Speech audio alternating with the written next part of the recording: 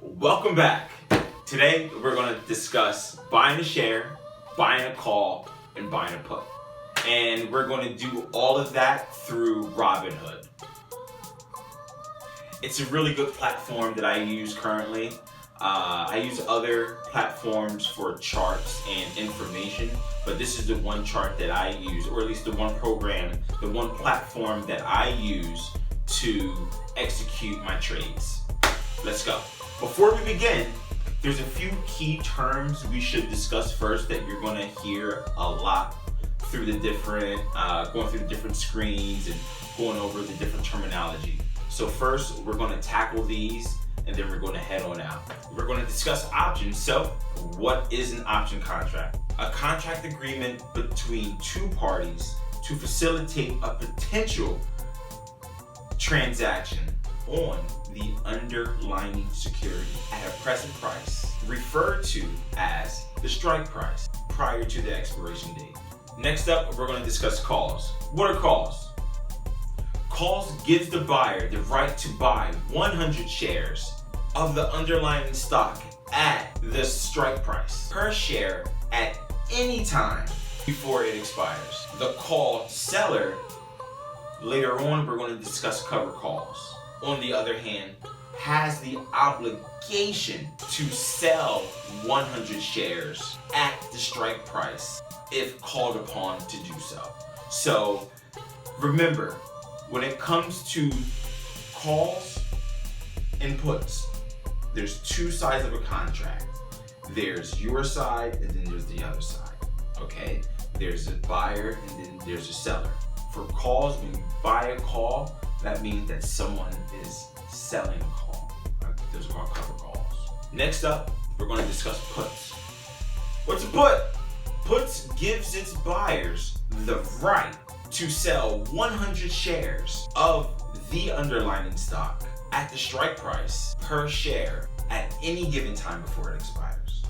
Next up, we're going to discuss the strike price. What is the strike price? So far, you heard so many times, sell at the strike price, buy at the strike price. So exactly what is it? Here we go. It's the price per share at which shares of stock will change hands after an option is exercised or assigned. We're going to talk about exercise and being assigned later on. Also referred to the exercise price or the strike. Now for the next group of terms, these are going to refer to the actual contracts. All right, so you're going to look on the contract and you're going to see the different strike prices. So as you can see here, this is a model that is giving us what is out of the money. They're going to be different for calls and they're going to be different for puts. So first, we're going to go over the calls. For calls on the top, they're going to be out of the money. For the first two or three strike prices that you see, and they're going to be separated by at the money. And then on the bottom, they're what you call in the money. So, what do they mean? So, for calls, out of the money is when the strike price is greater than the current underlying price. In the money, for calls, is when the strike price is less than the current underlying stock. And last, at the money. At the money is when the strike price and the current price is just floating just around one another.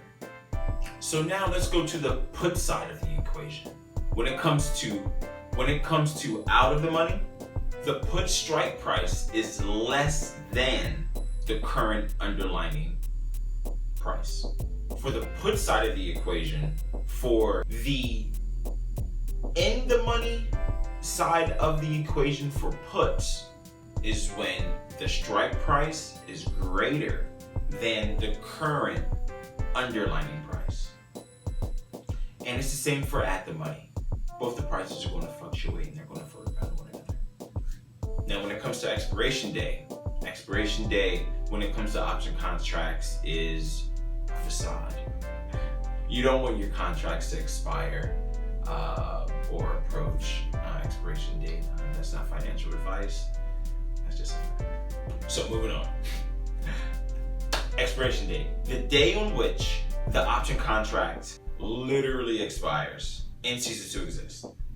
Now, there's certain options that expires maybe 2 days a week or 3 days a week, once a month, 2 times a month, once every other month. Each contract for each company, they're all going to differ. They're all going to be different. So, all right. So today we had 3 objectives. 1, we wanted to learn how to buy a share. 2, we wanted to learn how to buy a call. 3, we want to learn how to buy a put. All right. We did all that using our laptop and using our phone. So please like, subscribe, comment down below. Let's have a conversation about what's going on in the market with what are some of the stocks that you're looking at, your underlying securities that you're looking at. Let's just talk. All right, so let's survive the rest of this week. All right, let's have a good one. That was easy.